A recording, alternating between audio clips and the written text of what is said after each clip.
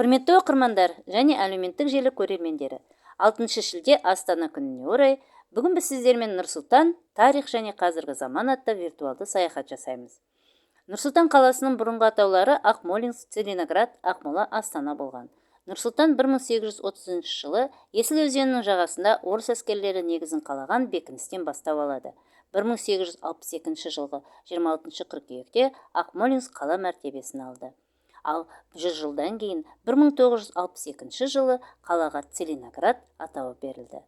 1997 жылы егемен Қазақстанның президенті Нұрсұлтан Назарбаев жарлығымен елорданы Алматыдан Ақмолаға көшіру туралы шешім қабылдады. Осы жылғы 10 желтоқсаннан бастап Қазақстан Республикасының елордасы. Қала Қазақстанның орталық бөлігінің солтүстігінде Ақмола облысында Есіл өзенінің алабындағы өзен маңы жазықтығында орналасқан. Қазақстанның заманға лайық жаңа астанасын салу идеясы мемлекеттің бірінші президенті Нұрсұлтан Назарбаевқа тиесілі. Елорданы Алматыдан Ақмолаға ауыстыру туралы шешімді Қазақстан Республикасы Жоғары Кеңесі 1994 жылы 6 шілдеде қабылдады. Астананы ресми көшіру 1997 жылғы 10 желтоқсанда жүзеге асты. Президенттің 1998 жылғы 6 мамырдағы жарлығымен Ақмоланың атауы Астана болып өзгертілді. Жаңа Астананың халықаралық тұсаукесері 1998 жылғы 10 маусымда өтті. Осы жылы 6 мамыр жаңа елорданың атауы Астана болып өзгертілді. Осы жылғы 10 шілде Қазақстанның жаңа елордасы Астананың халықаралық тұсауы кесілді.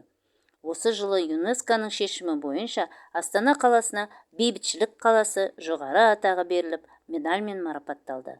Бұл атақ қысқа мерзім ішінде әлеуметтік, экономикалық, саяси және мәдени дамуда неғұрлым әсері әрі қуатты өсуге, тұрақты этникааралық қатынасты орнықтыруға қол жеткізе алған ғаламшардың жас қалаларына беріледі. Бразилияда өткізілген бұл конкурста Астана барлық өлшемдер бойынша әлемнің әртүрлі елдерінен 12 қаласын басып озды. Қазақстанның бас қаласы 2000 жылдан бастап астаналар мен ірі қалалардың халықаралық ассамблеясының мүшесі. Миллионер қаласы мәртебесіне 2017 жылдың маусымында қол жеткізілді. Ол кезде тұрғындар саны 1.2.874 тұрғын болды. 2019 жылы 20 наурызда Қазақстанның жаңа президенті Қасым-Жомарт Тоқаев қаланың атын экс-президент Назарбаевтың құрметіне Нұр-Сұлтан деп өзгертуге бұйрық берді.